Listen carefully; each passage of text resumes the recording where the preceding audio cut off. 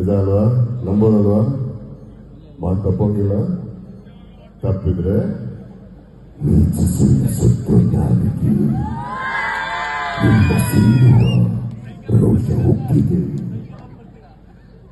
ಕಣ್ಣಲ್ಲೆಲ್ಲ ಖಂಡಿಸು, ನಿನ್ನ ಕಣ್ಣಲ್ಲಿ ರಕ್ತ ಕೊದಿತಿದೆ.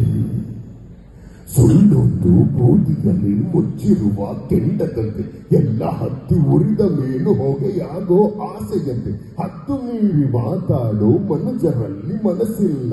ಸಾವು ಸೆರೆಗೆ ಸಿಕ್ಕಾಗ ನಿನ್ನ ನೆರಳು ಉಳಿಸಲ್ಲ. ಸ್ವಚ್ಛತೆ ವಿಚಾರವಾಗಿ ಹಾಡು. ಆದ್ರಿಂದ ಇದೇ ರೋಡ್ಗಳಲ್ಲಿ ನನ್ನ ಬಾಲ್ಯ, ನನ್ನ ಸ್ಕೂಲಿಂಗ್ ಎಲ್ಲ ಇದೇ ಸುತ್ತಮುತ್ತಲ ಏರಿಯಾದಲ್ಲಿ ಕಳೆದಂಥದ್ದು, ಇಲ್ಲಿ ಬೆಳೆದಂಥದ್ದು, ಇಲ್ಲಿನ ಮೌಲ್ಯಗಳನ್ನೇ ಇನ್ನು ಜೀವನದಲ್ಲಿ ಅಳವಡಿಸಿಕೊಂಡು ಬದುಕಿರ್ತಕ್ಕಂಥದ್ದು. ಈ ಒಂದು ವೇದಿಕೆ ತುಂಬ ವಿಶೇಷ ಅನಿಸುತ್ತೆ, ತುಂಬ ಹೆಮ್ಮೆ ಅನಿಸುತ್ತೆ, ಗರ್ವಕಾರಣ ಅನಿಸುತ್ತೆ. ಕಾರಣ 2014ರಲ್ಲಿ ಸ್ವಚ್ಛ ಭಾರತ ಅಭಿಯಾನ ಶುರುವಾದಾಗ ಇಡೀ ಭಾರತದಲ್ಲೇ ನಂಬರ್ 1 ಸಿಟಿಯಾಗಿ ಮೈಸೂರು ಹೊರಹೊಂದಿತ್ತು. ಸತತವಾಗಿ 2 ವರ್ಷಗಳ ಕಾಲ ಟಾಪ್ ಲಿಸ್ಟಲ್ಲಿ ಇತ್ತು. ಟಾಪ್ 1ನಲ್ಲಿ ಇವಾಗ ಟಾಪ್ ಲಿಸ್ಟ್ ಒಂದು ಯಾವತ್ತೂ ಇಲ್ಲೇ ಇದೆ. ಈಗ ನಾವು ಮತ್ತೆ ಟಾಪಿಕ್ ತರತಕ್ಕಂಥ ಕೆಲಸ ನಿಮ್ಮಿಂದ ನಮ್ಮ ಎಲ್ಲರಿಂದ ಆಗಬೇಕು. ಇದಕ್ಕೆ ಪ್ರಮುಖ ಕೊಟ್ಟು ನಿಂತಿರ್ತಕ್ಕಂಥ ಮೈಸೂರು ಸಿಟಿ ಕಾರ್ಪೊರೇಷನ್ ನಮ್ಮ ಹೆಮ್ಮೆಯ ಆಫೀಸರ್ಗಳು, ನಿಮ್ಮ ಎಲ್ಲರ ಶ್ರಮ, ನಿಮ್ಮೆಲ್ಲರ ಹೋರಾಟ, ನಿಮ್ಮ ಎಲ್ಲರ ಇನ್ಸೈಟ್ ಏನಿದೆ, ಊರಿನ ಮೇಲೆ ಒಲವೇನಿದೆ, ಇದು ತುಂಬ ಸ್ಫೂರ್ತಿ ನಮ್ಮೆಲ್ಲರಿಗೂ. ಈ ರಾಯಭಾರಿ ಅನ್ನೋದು ಒಂದು ನೆಪ ಮಾತ್ರ, ಇದು ನಮ್ಮ ಕರ್ತವ್ಯದಿಂದ ಈ ಒಂದು ಸೇವೆ ಮಾಡಕ್ಕೆ ನಾವು ಬಂದಿದ್ದೀವಿ ಸರ್. ಹಾಗಾಗಿ ಈ ಒಂದು ಸೇವೆಯಲ್ಲಿ ನಾವೆಲ್ಲರೂ ಪಾಲ್ಗೊಳ್ಳೋಣ.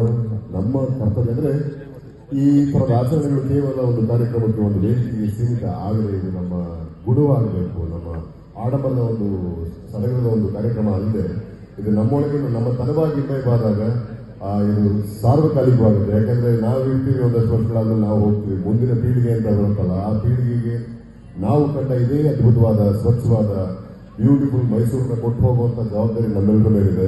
ಒಳ್ಳೆ ಉಡುಗೆ ತೊಡುಗೆ ವಿದ್ಯಾಭ್ಯಾಸ ಅಷ್ಟೇ ಮಕ್ಕಳು ಕೊಟ್ಟರೆ ಸಾಲಲ್ಲ. ಒಳ್ಳೆ ಗಾಳಿ ಉಸಿರಾಡೋಕ್ಕೆ, ಒಳ್ಳೆ ವಾತಾವರಣ ಬದುಕಕ್ಕೆ, ಒಳ್ಳೆ ಊರು, ನಾವು ನಮ್ಮತನ, ನಮ್ಮ ಊರು, ನಮ್ಮ ಭಾಷೆ ಇವೆಲ್ಲವನ್ನು ಕಲ್ಸ್ಕೊಂಡು ಹೋಗ್ಬೇಕು. ಯಾಕಂದರೆ ಅವರ ಮುಂದಿನ ಬದುಕು ಇದೇ ಊರಿನಲ್ಲಿ ಅವಲಂಬಿತವಾಗಿರುತ್ತೆ. ಇಲ್ಲೇ ಅವರು ಆರೋಗ್ಯಕರವಾಗಿ ಕಟ್ಕೋಬೇಕಾಗುತ್ತೆ. ಅದಕ್ಕೆ ಕೊಡುಗೆ ಆಮೇಲೆ ಏನೋ ಕೊಡೋಣ ಅಂತ ಯೋಚನೆ ಮಾಡೋದಲ್ಲ. ಇವತ್ತಿಂದ, ಈ ಕ್ಷಣದಿಂದ ನಾವೆಲ್ಲರೂ ಬದಲಾಗಬೇಕು, ಸ್ವಚ್ಛತೆಯನ್ನು ವೈಗೂಡಿಸ್ಕೋಬೇಕು. ನಾವೆಲ್ಲ ಕಥೆಗಳು ಕೇಳಿಬಿಟ್ಟಿದ್ದು, ಕಾಲದಿಂದಲೂ ಸ್ವಚ್ಛತೆಯ ಕೊರತೆಯ ಕಾರಣ ಹಲವಾರು ರೋಗ ರುಜಿನಗಳು ಬಂದು ಸಮಾಜವನ್ನು ಯಾವ ರೀತಿ ಪೀಡಿಸಿತ್ತು ಅಂತ. ಈಗ ಲಕ್ಕಿಲಿ ಒಂದಷ್ಟು ವಿಚಾರಗಳಿಂದ ನಾವು ಹೊರಬಂದಿದ್ದೇವೆ. ಇನ್ನೂ ಮುಂದೆ ಯಾವುದೇ ತರನಾದ ಆಸ್ಪತ್ರೆಗಳನ್ನ ನಿರ್ಮಾಣ ಆಗಿರೋ ರೀತಿ ನಾವು ಕಾಯ್ಬೇಕಿದೆ. ಮಾಡ್ತೀರಲ್ವಾ? ಮತ್ತೆ ಅಲ್ಲಿ ವಯಸ್ಸಾದ್ರಲ್ಲ, ಮಾಡ್ತೀರಾ? ತುಂಬ ಒಳ್ಳೆಯದಾಗಲಿ. ನಿಮ್ಮ ಈ ಪಾರ್ಟಿ ನಂಬ್ತೀರಿ. ತಾಯಿ ಚಾಮುಂಡೇಶ್ವರಿ ಆಶೀರ್ವಾದ ನಿಮ್ಮೆಲ್ಲರ ಮೇಲೆ ಇರಲಿ. ಎಲ್ಲರೂ ಇವತ್ತಿಂದ ಮಾತು ಕೊಟ್ಟಿದ್ದೀವಿ, ಅದಕ್ಕೆ ತಕ್ಕಂಗೆ ನಡ್ಕೊಳ್ಳಿ. ನಾನು ಆ ಮಾತು ಬದ್ಧನಾಗಿ ನಡ್ಕೊಳ್ತೀನಿ. ಇದು ನನ್ನ ಮಾತು, ನನ್ನ promise. Thank you so much. ಒಳ್ಳೆಯದಾಗಲಿ. ಜೈ ಜೈ.